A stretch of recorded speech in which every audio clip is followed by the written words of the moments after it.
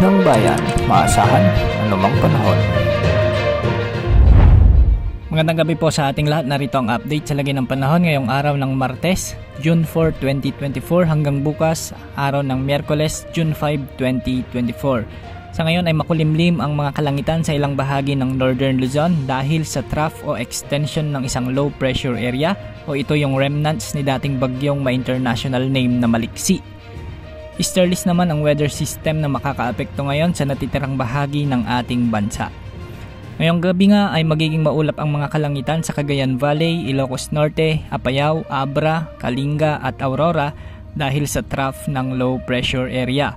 Bahagyang maulap naman hanggang sa maulap na kalangitan na may pulupulong mga pag-ulan o pagkidlat-pagkulog ang aasahan sa Ilocos Region at sa Cordillera Region. Medyo may kalawakan at kalakasan naman ang mga pag-ulan ngayon sa ilang bahagi ng Central Luzon dahil sa localized thunderstorms lalo na sa Bataan, Bulacan, Tarlac, Pampanga at Nueva Ecija.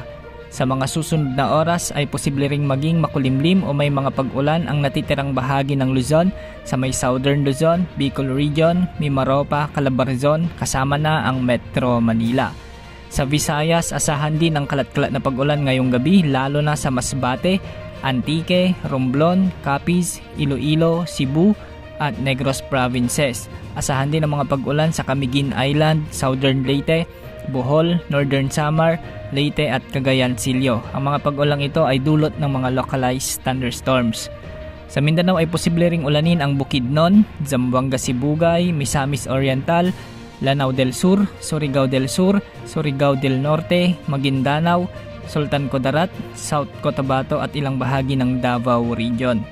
Samantala posible muling umiral ang habagat sa darating na weekend ayon yan sa mga wind models na ginagamit natin.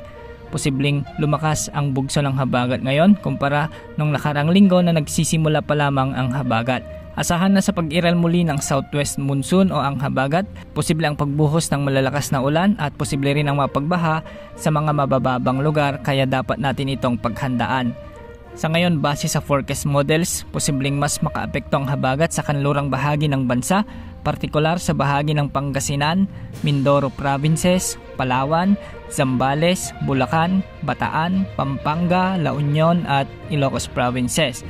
Posibleng magtagal ito ng higit kumulang sa isang linggo bago magkaroon ulit ng inaasahang monsoon break o ang pansamantalang pagkawala ng habagat. Yan ang update sa lagay ng panahon. Ito po ang weather update ng bayan, maasahan anumang panahon.